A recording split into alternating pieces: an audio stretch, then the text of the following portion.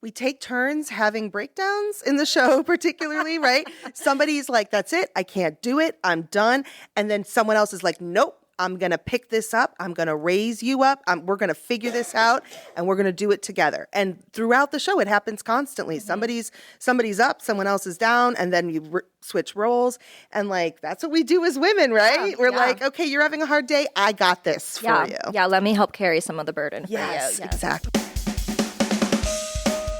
Welcome to Steps to the Stage, a 7th Street Community Theater podcast. Hey there, theater friends. Welcome to Steps to the Stage, where we talk to the community theater professionals you know and love. My name is Kirk Lane, and I'm going to be your host today. We're very excited. We're going to be talking about the second production in our Theater on the Edge Festival, and it is POTUS. And with us today, we have Paige, Mary, and Ren, and they're going to have a little discussion with us about their journey through this. So welcome, everyone. Thank you. Thank you. And Paige, we're going to start with you because you are directing this wonderful piece. Yes, I am. Standing here beside myself, so excited about it. And Paige, is this your first time directing? No, I have directed many other productions, but this is my first time directing at Chino. Wonderful. So that makes it a little bit more scary for me because I love this company. I love this whole community here, and I don't want to let people down. So I'm thrilled to be directing here, but I'm also a little nervous. But I am so proud. You're doing a great job, Thank Paige. you, darling. Well, I think nerves are really good. You know, I still perform pretty regularly, as a musician. And if there's ever a show that I go into and I don't feel like a nervous wreck and anxious, then it's usually not a good show. I right? agree. So I I agree. think It keeps the energy you up. can channel that good energy and that. So was this something that you were familiar with before POTUS? Because I know it's a fairly new, it's a new farce, if I'm not mistaken, right? It's a farce, but we also consider it sort of a documentary. Yeah. And it was written by Selina and again, I know it's fairly recent that it has come about, but tell us about your journey to becoming director for this particular production. Well, I had not heard of the play yet, but I regularly get the email from the theater for prospective directors, and I have never applied to direct, but I saw this show on the list, and I thought, I, of course, did a little research, and I went, okay, well, I either want to act in that show or I want to direct it. So I decided to apply to direct, and I thought, well, if I get it, that's great, and if not, I'll audition for it. And you've been in our Theater on the Edge Festival in the past as an actor, if I'm not mistaken. Yes, I have multiple times, yeah. And that's great. I think that brings a good perspective to it. And we actually just had a chance to talk with some of the cast and crew of Dead Man's Cell Phone.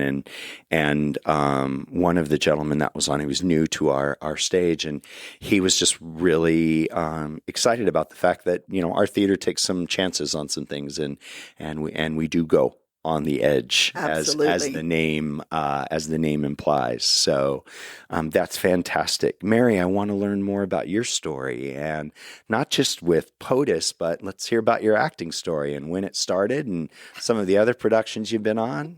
How long do we have? I'm Mary. I'm playing Harriet, who is the chief of staff for the president. And I started acting when I was 10. Just community theater and things, when my teacher told my mom, you need to channel this dramatic energy somehow. Fantastic. And fell in love with it. So I majored in theater in college. I got a BFA. And then, I grew up in Ohio, came out to LA and tried to, do it professionally for a few years. And then ended up thinking, I'm going to do something else for my job. So went to law school. So I'm an environmental lawyer, my day job. And then relatively recently got back into performing when my kids were older. I was like, once they can kind of go to sleep on their own, then I can get back in. So this is my third show here at Chino, and it's been such a amazing. I agree with Paige. It's just an amazing community and group of people, and I'm just thrilled to be able to be a part of this show. Well, thank you so much for sharing that with us, and welcome to our wonderful stage. And we're so thankful that you are a part of this production. Thank you. Ren, welcome. Hi, thank you. Yeah, let's hear a little bit about your journey as well. Yeah, it's so funny. We were actually talking about this with some of the other girls the night before of how we all got started. And my first role was in a kindergarten production of Do You Think I Look Ridiculous? Was that on Broadway or off Broadway? It was regional, no. Okay, all right. No, and I was the fairy that helped transform the hippos into a ridiculous creature. Yes, it's a scintillating play for young ones. And then I kind of did like after school drama programs as a kid, but I was really shy, so I never really did much. I was kind of just, you put them on stage and you hope they shine, and that's it. And then in high school, I got more involved with drama, completely fell out of it with college. And then like 2-3 years ago, I started auditioning for community theater again and have Fantastic. loved it. And this is my first production with Chino and with Paige and Mary, and I'm having a great time, guys. The bar is so high.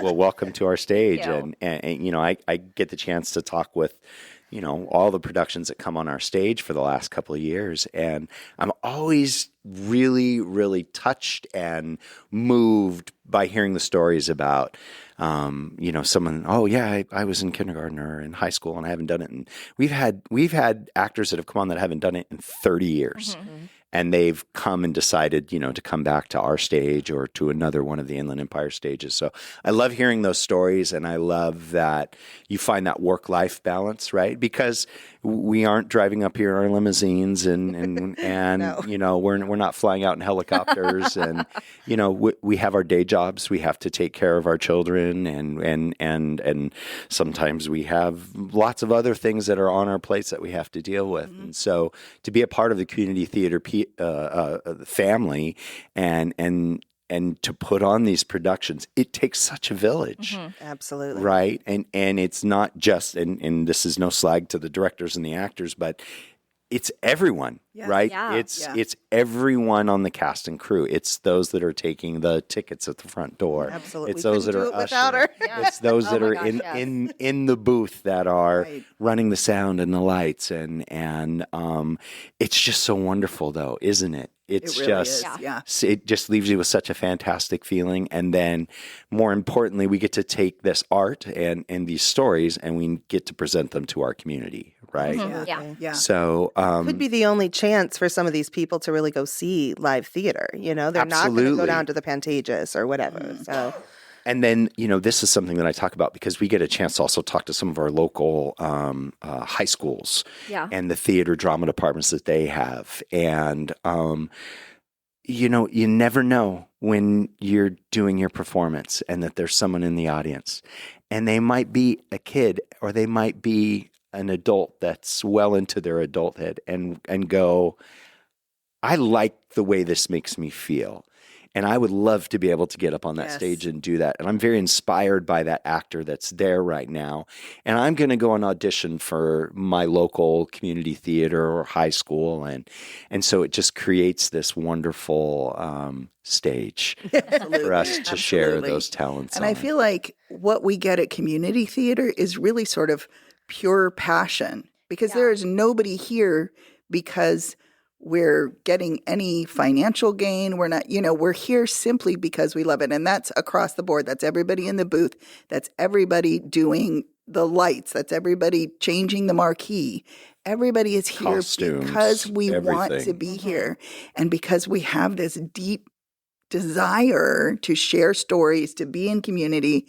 And there's a quality to it that I don't think you find even in professional theater. Yeah. I think, and the fact that we're all out living our lives, raising our kids, going to work, and still putting the time and energy and effort into creating these productions. It kind of just gives me a little chill and a thrill when I think about the people involved in community theater. And then you decide to take on POTUS. I know. Or behind every great dumbass are 7 women trying to keep him alive. Yes.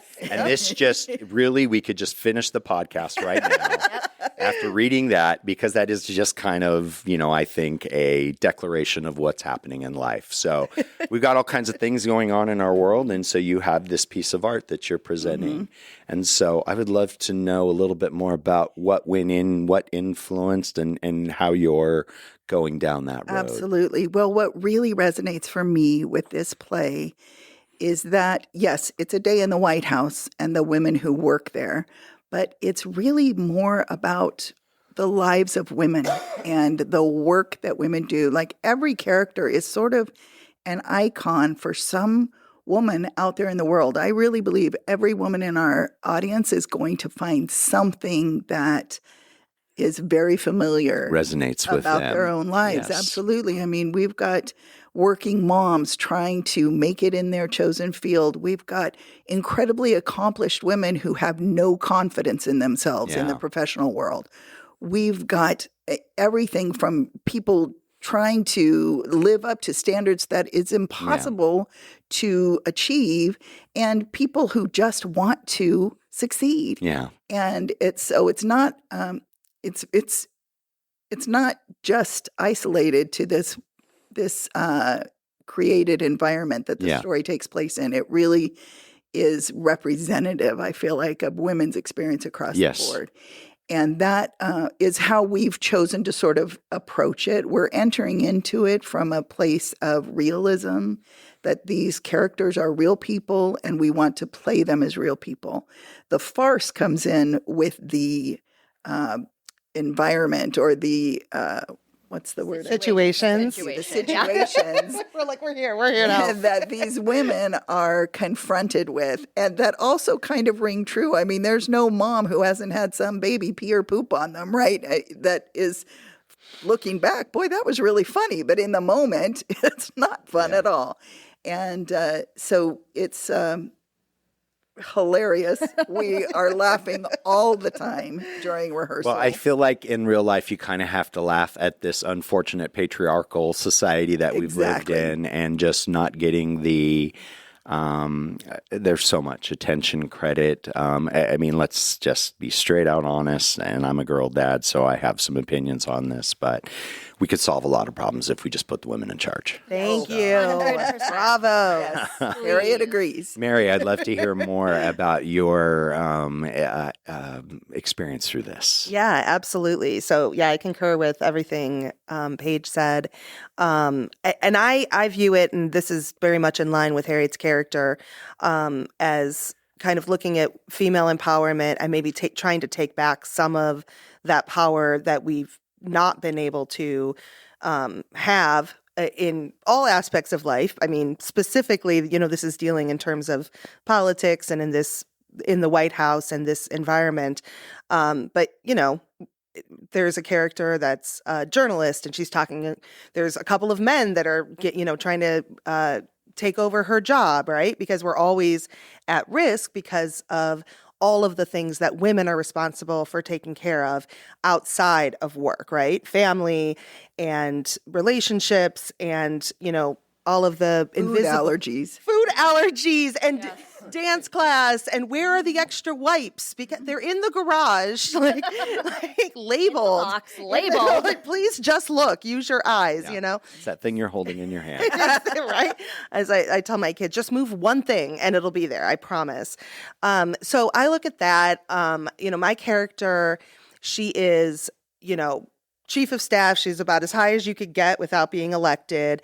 But she also is very much wanting to bring other women up, right? So she's not up there trying to push other women down. And I think that that's what most women, are, that we're trying to move up in this world. We're trying to claim power in a way that we can do good, right? We can make a difference, and we need to bring each other up and lift each other up. And I love that about my character, that she's no nonsense. She's, focused on getting the job done, but she's also kind of looking at herself as a mentor for those around her and trying to say, let's all rise up here and see what we could do if we were in charge. Yeah. Yeah. Ren. What was the question? I'm so sorry. I was just really enjoying hearing everyone was like, yes. How is this role impacting you and in your real world experience, and how are you using that to be able to communicate to this audience something that should be obvious to the audience, but obviously it isn't because we live in the world that we live in. But maybe this is a chance to have this piece of art to just really have the audience stop for a moment and kind of look at things. So I'd love to know how this experience has been influencing you. Yeah. Well, so when I auditioned, I read for multiple roles, and it's so interesting because I think you go in kind of being like, this is the role I want to play, but you read all of the women in the play, and I think you're able to identify in some way, shape, or form with all of them, which is interesting because I think you have everyone kind of represents like a little piece of like the female archetype and personality and like the troubles and triumphs that we go through as a gender through this day and age. And I've really just loved the process of working with everyone because you kind of go in like, here's how I'm going to, you have your preconceived notions of like how this person is, and everyone brings their own personal experiences and their own little nuances to the character and plays it in a way that is, in my opinion, just absolutely perfect. It's, chef's kiss. And I've really just been loving learning from all these women. And then we're getting very close as a cast, as I'm sure Paige can attest. We talk all the time, but Maybe too much. yeah, But. maybe too much. But we still get our work done. We do. That's do. what women do. I was just going to say, 'cause Exactly. that's You know what women do. Yeah, we're Yeah. still- and we leave at a prompt hour. Everyone gets home and goes to bed. But hearing everyone's experiences just as a woman in this day and age has just been very comforting to kind of hear. Like, no one's told a story and none of us have told a story and someone's gone, I can never experienced that. I cannot We'll relate. say something and everyone goes, oh my gosh, yes. And even if it's not you, you're like, friend of a friend had this, and they're like, have you thought of this? And then immediately we try to problem solve, which I feel is very parallel to what goes on the show, where we freak out and then we go, all right, what are we going to do? Like, women get shit done. That's my takeaway. Can I add on a little to that? And one thing that I love about, and I think we do it, and the characters, that we take turns having breakdowns in the show, particularly, right? Somebody's like, that's it. I can't do it. I'm done. And then someone else is like, nope. I'm going to pick this up. I'm going to raise you up. We're going to figure this out, and we're going to do it together. And throughout the show, it happens constantly. Somebody's up, someone else is down, and then you switch roles. And like, that's what we do as women, right? Yeah, We're yeah. like, okay, you're having a hard day. I got this for you. Yeah, let me help carry some of the burden Yes, for you. exactly. Yeah. And in a short amount of time, you guys have been able to connect and understand and have commonality in your experience in life, which it very much sounds like And this that's production. all through the genius of Paige's casting. Well, 100%. I'd like to She speak brought us to all that for a together. second because this play is probably more complex than anything I've directed before. And so when I got hired to direct it, I had a little bit of a panic attack because I was trying to figure out how to enter into the process. And I had some good conversations with people I really respect. And I realized that what I wanted to focus on was building a strong ensemble, I thought back on the shows that have been most cathartic or life-changing for me as an actor. And I realized that those are the shows where I felt most connected to my fellow actors, where I felt heard by my director, where I felt like I was able to be a collaborative part of the process. So I kind of switched my focus from what it's going to look like on stage to what the process of creating it is going to look like. And that, I think, shifted. And this, I joke with them because it was really important to me that we start out building connections, because I know as actors, you have to understand each other. You have to trust each other. You don't have to be best friends, but you definitely have to be in a place of connection and trust. And that only happens when you have the opportunity to build it. So that's what I started with. And yeah, now they won't shut up. And I have to. And there's nothing wrong with that. No, I'm If thrilled. you can be in an audience where your voice can be heard and you can be seen, then you can thrive and you take that energy on to the next part of your Exactly. life. And I feel like that is really showing in this cast. They just took that idea up and just have run with it. And it's showing in all of their performances. It's a complete delight to see these women work together. Ren and Mary, let's hear a little bit more about your castmates. Oh, Where do we start? oh, I know. I talk about perfect casting. Oh my gosh. It's just amazing. Like how everyone fits so well with their character. And I think a lot of us discussed that like it maybe wasn't necessarily the part that we thought we would. Yeah. I think a lot of us came in going, I just really want to be a part of this show. Yep. It's such a great show. Here's the role that I would love to go for, but I'll take anything. Because once again, and everyone I think read for different things. And I think was it you who was saying you were reading for Jean, and then you're like, oh, Harriet. I really identify with Harriet. Yep, absolutely. Yeah. But yeah, it's perfect casting. Yeah. Perfect casting. So we've got Katie that's playing Bernadette, and Okay. she's the president's sister. I don't know how much we can tell. So she's in prison at the beginning. She's kind of the black sheep of the family. Yes. She's kind of the black sheep of the family, and her physical comedy is on point. On point. Amazing. On point. We've got Megan, who's playing Stephanie, who also Speaking of physical same thing, comedy. physical comedy, on point. The choices both of them are making, I don't know, Paige, if you can see, but like I'm like kind of sneaking off on the side, being like, I want to watch it. I'm not going to be able to see it, but it sounds so funny. But yeah, those two We had one of our actors actually where there's a door, right? And like, so a scene was happening. She's behind the door and we're rehearsing and she just like peeks out the side of the door and Paige says, Imani, what are you doing? And she was like, oh, I've never seen this scene before. And she just wanted to enjoy it because everyone's laughing and having a great time. And she's like, well, I want to watch it. She's like, okay, well, you got to get back behind the door. But So yeah. Imani is Imani's Chris. fantastic. Yeah. She's a new the character Chris. She's the reporter. Okay. And she's a relatively new mom to twins. Oh, wow. So she's trying to pump breast milk, and she's got the baby food and vomit on her, and she's possibly being pushed out by men, and she's just got juggling so many things and trying to get a good story and trying to figure out like what can I Trying to do her job. trying to do her job. Yeah, and Chris has the role of what I think of as kind of the American public in this day. Yeah. Where she voices a lot of those things we're thinking of. We're like, you let this man in the White House? You know, Yeah. things like that. And she delivers them so honestly that they really just hit home every time.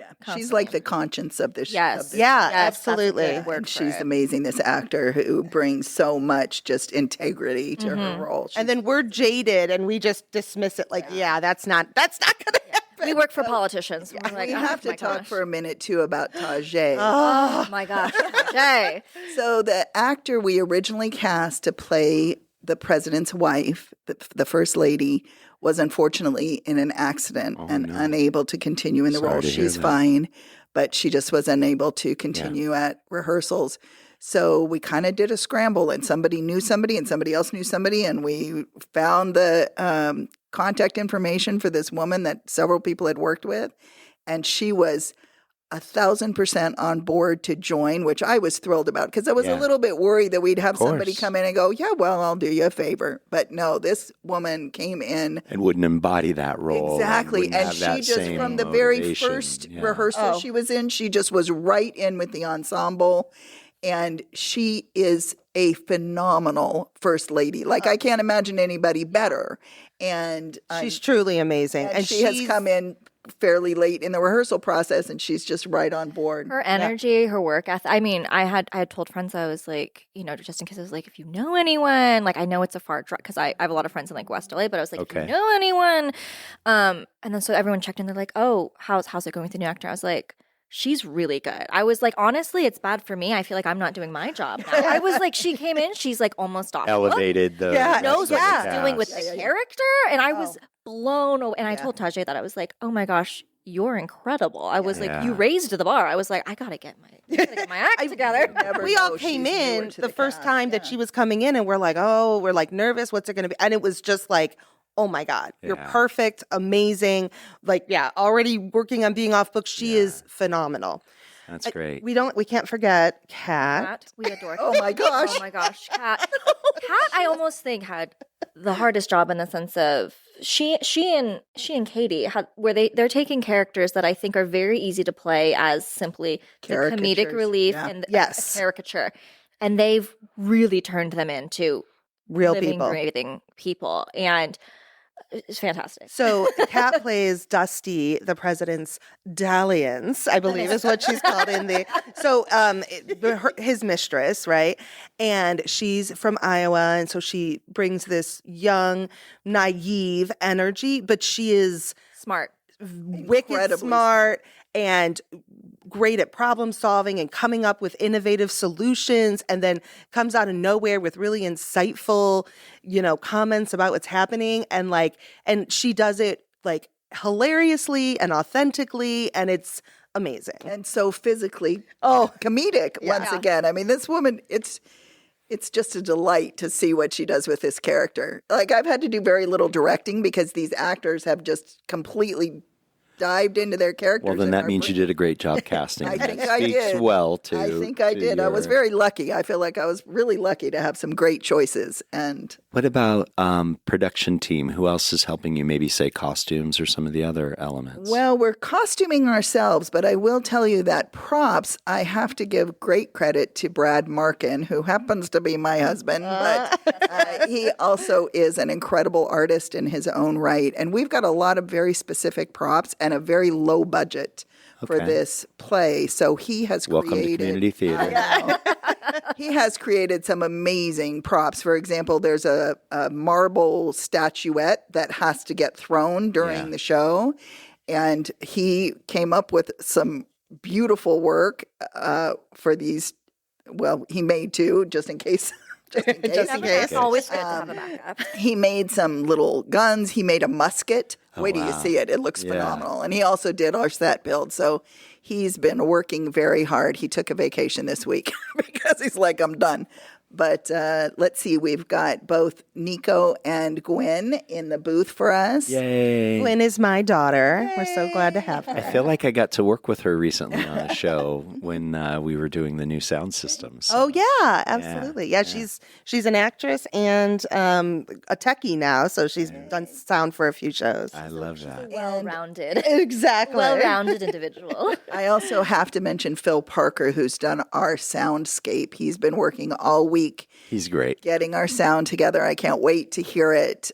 Today's going to be my first time hearing the whole thing. We've been off and on the phone for a Yeah. while. So, and of course, Kylie Reeves is doing our lights. So, Wonderful. and our production coordinator, Chris Deal, who is Yeah. of course a delight, and Debbie Ming, who keeps us Yeah. on track. And it's and Michelle Reinhardt doing our programs. I mean, Yeah. this, like you said earlier, it really is. I so appreciate everyone who does kind of what I see as an actor, kind of the thankless jobs. Like, they don't get the applause, but people put in hours and hours of effort to make any single production come to fruition. And I'm so We've grateful. also got to say, Maddie, our stage manager. Oh my How gosh. did we Adore forget her. Maddie? Oh my She goodness. sends us our line notes promptly, by Yes. the way. Like before we finish finish the read and rehearsal. before we leave the building, she sends you your line notes individualized to each person.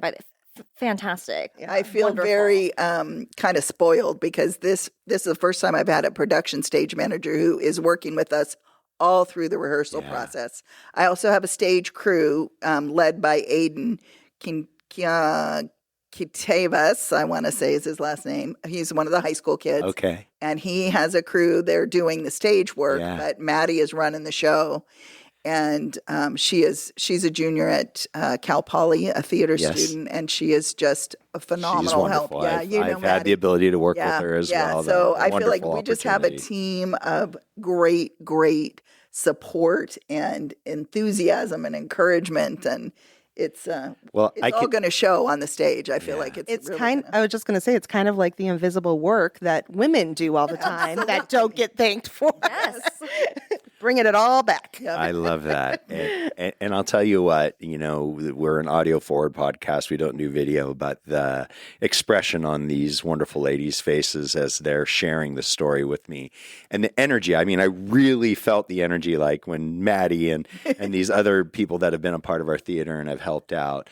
And that's the magic of community theater. And I love that we get that chance to talk about it, but also to shine a light, right? To use expression from the theater on these wonderful people, both young and maybe maybe a little bit older, but they're out there and they're putting themselves out there in their art. And I always like to think that when those standing ovations come, that they are clapping not just for the performance on stage, but for everything that has taken to get to that point. So Yes. is there anyone else or anything else you'd like to share with us before we close out? I just want to give a little shout out to the playwright, Selina Fillinger, because this is an edgy piece, and it really speaks truth to power in a way that we don't see very often, and it doesn't pull any punches. It's in a humorous way. It really kind of makes it clear the truly farcical nature of parts of our Real reality. lives. Yeah. And I'm so glad that we have this opportunity. I'm so glad that Chino made the decision. I mean, this really, I would say this is the edgiest show I've ever seen produced at Theater on the Edge. And I'm so grateful we have a community theater that is willing to take that real risk of putting a show like this on stage. And I absolutely believe that this cast and this crew is up to the task of doing it justice. Well, for those of you out there that are listening, we want to let you know that the performance dates for POTUS are May 16th, 22nd, 30th at 7:30 p.m. On May 17th, 23rd, and 31st, it will be at 2:30 p.m. You can get your tickets by going online and buying through our website at chinocommunitytheater.org, or you can call the box office at area code 909-590-1149. And we'll have links in the show notes with all of this information as well. But thank you so much, you guys. This has been great. It's been great to, again, I've said it earlier, but just to feel your energy. And if any of that energy, even a small fraction of it, translates out onto the stage, then those of you that are going to go buy your We've been tickets, holding back. Yeah, you're in for quite a treat. So we would really love you to reach out and get your tickets. And if you only have time to go to one, we understand that, but you can get a festival pass where you can see both productions. So you can call the box office and find out more information about that, or you can go again to chinocommunitytheater.org. So Paige, Mary, and Ren, thank you so much, not only for your time today, but for giving of your time to this theater and to be able to present this art to an audience. So we ask all of you, if you're local, come and see. And if you aren't, just go support your local theater, whether it is your kids' kindergarten production and they're waddling across the stage, or if it's a high school, or if it's a college, or any type of community or regional theater. Even go and see the professional stuff, right? Just go see theater, support it, and go out and try it. Yes. Go out and try it, because we always need help. It's not just the people on the stage. There's so much you can do and be fulfilled by that. So we're so thankful for all of you, for your time, but also your energy towards this, and for inspiring others, and for creating a community that we can talk about this. So thank you so much, ladies. Thank you so for much. having So much us. fun, Thank you. It was yeah. a pleasure. Thanks for listening to Steps to the Stage, a 7th Street Community Theater podcast. Follow us on your favorite podcast platform and leave us a review and a 5-star rating. It really helps. You can also find us on Instagram, Facebook, and YouTube. Special thanks to Chino Community Theater and Chino Community Children's Theater for their generous support. And very special thank you to the listeners. Steps to the Stage was created by Joey Rice and Kirk Lane. Logo created by Marley Lane. Original music by Joey Rice. Your host, Kirk Lane. Engineer and producer, Joey Rice. Engineer and executive producer, Kirk Lane.